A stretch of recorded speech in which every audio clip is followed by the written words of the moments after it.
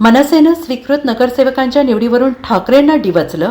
कोत्या मनाचे म्हणत टोला. मुंबई महापालिकेत युतीत वादंग. राज्याचं लक्ष लागलेल्या मुंबई BMC महापालिकेत भाजप महायुतीने स्पष्ट बहुमत मिळवत ठाकरेंच्या ताब्यातील सत्ता काबीज केली. त्यामुळे मुंबई महापालिकेवर भाजपचा महापौर विराजमान झालेला असून नगरसेवक रितू तावडे यांनी पदभार स्वीकारला. त्यानंतर आता स्थायी समिती आणि इतर समित्यांवरील सभापतींच्या निवडी होत आहेत.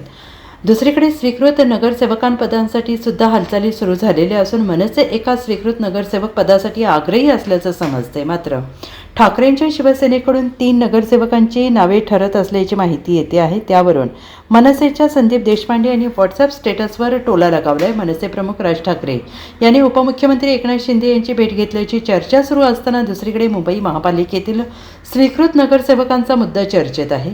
मुंबई महापालिकेत स्वीकृत नगरसेवक पद मिळावे म्हणून ठाकरेंची शिवसेना आणि मनसे पक्षातील नेत्यांची चर्चा होते आहे. पण ठाकरे सेनेकडून उत्तरच नाही अशी माहिती मनसेच्या वरिष्ठ सूत्रांकडून देण्यात आली आहे. त्यामुळे ठाकरे मनसे युती स्वीकृत नगरसेवक पदावरून दावे प्रतिदावे सुरू असल्याचं दिसून येत आहे. ठाकरे मनसे युतीत 3 पैकी एक स्वीकृत नगरसेवक मनसेला मिळावा यासाठी आग्रह होता. याबाबत मनसे नेत्यांनी ठाकरेंच्या शिवसेनेच्या वरिष्ठ नेत्यांबाबत चर्चा करून प्रस्तावही दिला आहे.